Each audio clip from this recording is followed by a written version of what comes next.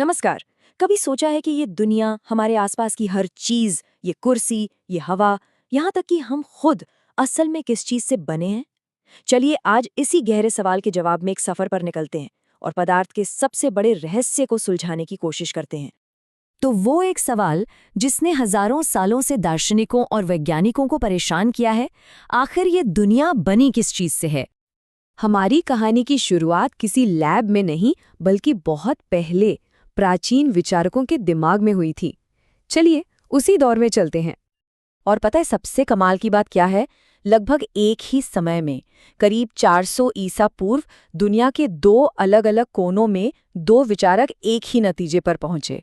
भारत में महर्षि कणाद ने कहा कि अगर हम पदार्थ को तोड़ते जाएं, तो आखिर में एक ऐसा कण बचेगा जिसे और नहीं तोड़ा जा सकता। उन्होंने उसे नाम दिया परमाणु। और लगभग उसी वक्त ग्रीस में डेमोक्रिटस ने भी यही बात कही और उस कण को एटमॉस कहा, जिसका मतलब था जिसे काटा ना जा सके। लेकिन एक प्रॉब्लम थी। सदियों तक ये सिर्फ एक आइडिया ही बना रहा, एक दार्शनिक अंदाजा। इसे साबित करने के लिए कोई सबूत नहीं था। फिर सदियों की खामोशी के बाद कहानी में एक बड़ा मोड़ आया 18वीं सदी में। अब मैदान में दार्शनिकों की जगह वैज्ञानिक आ चुके थे और उन्हें एक्सपेरिमेंट्स के जरिए पदार्थ के रहस्य के पहले असली सुराग मिलने शुरू हो गए थे।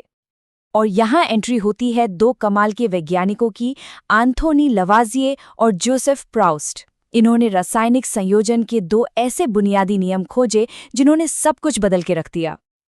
पहला नियम था द्रव्यमान संरक्षण का नियम। अब ये सुनने में थोड़ा भारी लगता है, पर है बहुत सिंपल। इसे ऐसे समझिए कि किसी भी केमिकल रिएक्शन में द्रव्यमान न तो बनता है और ना ही खत्म होता है। अगर आप 1 किलो लकड़ी जलाते हैं तो जो राख, धुआं और गैस बनेगी, उन सब का वजन मिलाकर ठीक 1 किलो ही होगा। कुछ भी गायब नहीं होता, बस रूप बदल जाता है। इसे एक छोटी सी एक्सपेरिमेंट से देखते हैं। एक फ्लास्क में एक सोल्यूशन लिया और उसी के अंदर एक छोटी टेस्ट ट्यूब में दूसरा सोल्यूशन लटका दिया। अब फ्लास्क को सील करके उसका वजन किया गया। फिर फ्लास्क को टेढ़ा करके दोनों सोल्यूशन को मिला दिया, जिससे एक केमिकल रिएक्शन हुआ। और जब उसे दोबारा तौला गया तो वजन बिल्कुल उतना का उतना ही था। इस नियम का सीधा साधा सबूत। दूसरा नियम तो और भी दिलचस्प था, स्थिर अनुपात का नियम। ये नियम कहता है कि प्रकृति के पास हर चीज बनाने की एक फिक्स्ड रेसिपी है।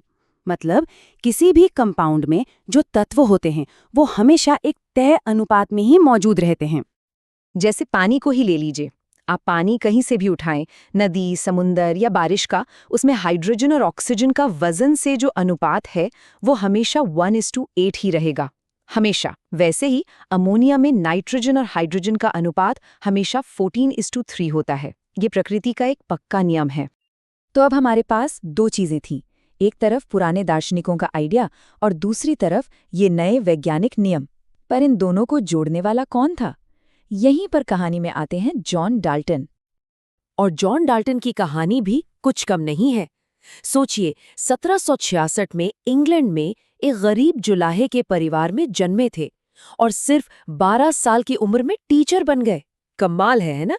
और फिर 1808 में उन्होंने अपना वो क्रांतिकारी परमाणु सिद्धांत पेश किया। डाल्टन ने क्या किया?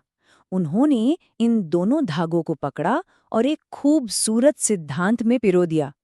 उन्होंने कहा कि हर पदार्थ परमाणु यानी एटम्स से बना है।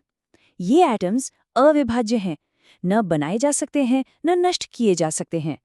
इससे द्रव्यमान संरक्षण का नियम एक्सप्लेन हो गया। फिर उन्होंने कहा कि अलग-अलग तत्वों के एटम एक फिक्स्ड रेशियो में जुड़कर कंपाउंड बनाते हैं। इससे स्थिर अनुपात का नियम भी सुलझ गया। वाह! एक ही थ्योरी से दोनों पहेलियां हल हो गई। डाल्टन के सिद्धांत ने एक नई दुनिया के दरवाजे खोल दिए थे। लेकिन अब एक नया सवाल खड़ा हुआ। इन परमाणुओं और यौगिकों के बारे में बात कैसे करें? उन्हें लिखें कैसे? केमिस्ट्री को अपनी एक भाषा की जरूरत थी। तो एक तरह से केमिस्ट्री की अपनी ABC बनाई गई।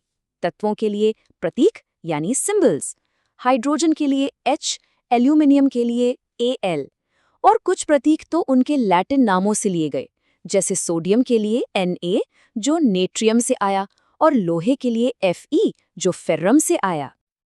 अच्छा, ये परमाणु जुड़ते कैसे हैं? इसके लिए एक बहुत ही मजेदार कॉन्सेप्ट है संयोजकता या वैलेंसी। ये बताता है कि एक परमाणु में दूसरे परमाणुओं से जुड़ने की कितनी शक्ति है। इसे समझने के लिए एक ऑक्टोपस की कल्पना कीजिए, जिसके 8 हाथ हैं और उसे इंसानों से हाथ मिलाना है, जिनके 2 हाथ होते हैं। तो बताइए, एक ऑक्टोपस एक बार में कितने इंसानों से हाथ मिला सकता है? बिल्कुल सही, 4। बस यही वैलेंसी का फंडा है। और इसी वैलेंसी का इस्तेमाल करके हम केमिकल फॉर्मूले लिखते हैं। चलिए एल्यूमिनियम ऑक्साइड का फॉर्मूला बनाते हैं। रेडी? स्टेप 1, दोनों तत्वों के सिंबल लिखो, Al और O।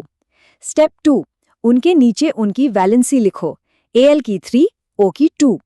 अब आता है मजेदार पार्ट। स्टेप 3, इन नंबर्स को क्रिस क्रॉस कर दो। Al को मिलेगा 2 और O को मिलेगा 3 और हमारा फॉर्मूला तैयार है, Al2O3। सिंपल। तो हमने एक लंबा सफर तय किया, परमाणुओं के आइडिया से लेके उनकी भाषा तक। चलिए अब थोड़ा पीछे हटते हैं और देखते हैं कि ये दुनिया असल में कितनी बड़ी या कहूँ कितनी छोटी है। पर ये सवाल तो रह ही गया कि एक एटम आखिर होता कितना छोटा है। सच कहूँ तो इतना छोटा कि हमारा दिमाग उसकी कल्पना भी ठीक से नहीं कर सकता। एक हाइड्रोजन एटम का रेडियस होता है लगभग 10⁻⁻10 मीटर। इसे ऐसे समझिए, अगर आप लाखों एटम्स को एक के ऊपर एक रखते जाएं, तब जाकर वो कागज की एक पतली सी शीट जितनी मोटाई बना पाएंगे। सोच सकते हैं? और यही बात तो सबसे हैरान करने वाली है कि हमारी पूरी दुनिया, सब कुछ इन्हीं न दिखने वाले परमाणुओं से बनी है। हम उन्हें देख नहीं सकते, पर वो वही हैं और हमारे हर काम पर उनका असर होता है। और जानते हैं सबसे खूबसूरत बात क्या है?